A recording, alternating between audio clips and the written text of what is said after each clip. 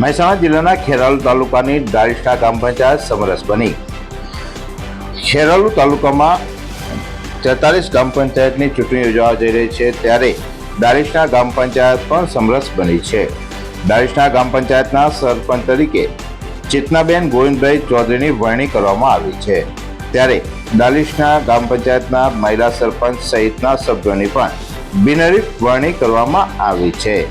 આમ સરપંચે જણાવ્યું હતું કે આવનારા સમયની અંદર અમે સૌ સાથે મળી વિકાસના કામોને વધુ વેગ આપીશું।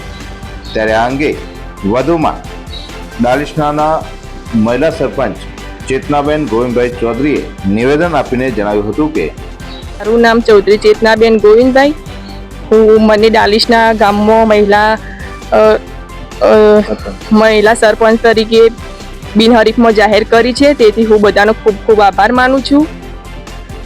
આખા ગામના લોકોનો 18 વર્ષનો મારા ગામમાં જે અધૂરા કામો છે તે હું બોડી સમક્ષ પૂર્ણ કરીશ વિકાસના, અને નવા કામો બધા ગ્રાન્ટ સારી રીતે લાવીશ, વિકાસનો કાર્યો કરીશ। આભાર।